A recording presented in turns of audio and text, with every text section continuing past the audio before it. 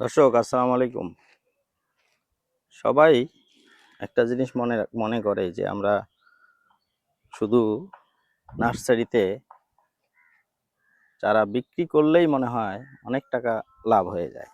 আসলে লাভের চেয়ে লসও যে কি পরিমাণ হয় সেটা আপনারা দেখলেই বুঝতে পারবেন।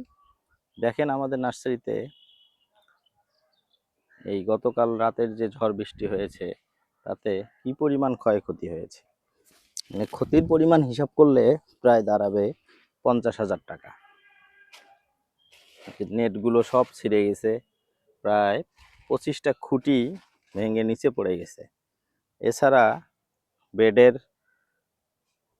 শেডগুলো, নেটগুলো, শেড নেট যেগুলো আছে সেগুলো, প্লাস্টিক সব কিছু ভেঙে চূর্ণ বিচূর্ণ হয়ে গেছে।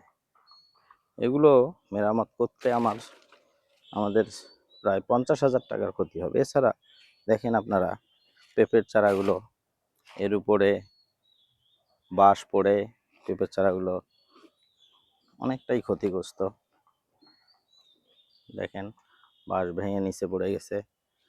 এই জন্য আপনারা যারা মনে করেন যে সবসময় আমাদের চারাতে শুধু লাভ আর লাভ, আসলে লাভও হয় সামান্য, কিন্তু মাঝে মাঝে এমন ক্ষতি হয়ে যায় যে 5 মাসের লাভ একবারেই খরচ হয়ে যায়। তো এই দিকটা বিবেচনা করে আমাদের প্রতি একটু সুনজর দিবেন। ঠিক আছে।